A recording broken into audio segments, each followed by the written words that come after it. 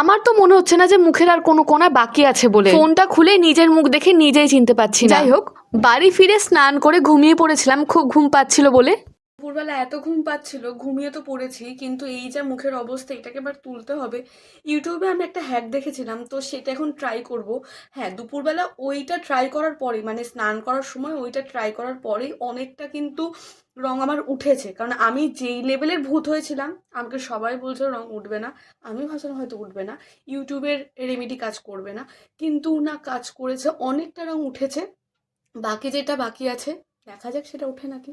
তো প্রথমেই যেটা লাগবে সেটা হচ্ছে এই লেবুটা। এটা দিয়ে আমি দুপুরবেলা স্নান করার সময় কিছুটা ব্যবহার করেছি, তো কিছুটা রয়ে গেছে, তো এটাই এখন ব্যবহার করব।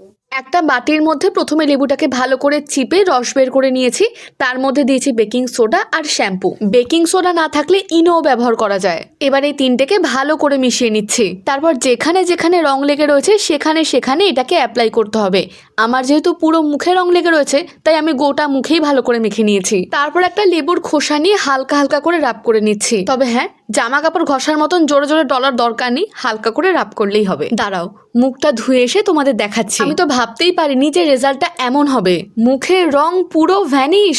যেইভাবে আমি বাদর সেজে এসেছিলাম, এখন আমাকে মানুষ মানুষ লাগছে। হাতের রংগুলো অনেকটা উঠে গেছে, বাঁ হাতেরটা একটু রয়েছে আর ডান হাতেরটা তো প্রায় উঠেই গেছে। একটু মুখে ময়শ্চারাইজার মেখে নেবো। চলো, আজকের দিনের সব থেকে বড় যে মিশন ছিল সেটা কমপ্লিট। তাহলে আসি, দেখা হচ্ছে পরের ভিডিওতে।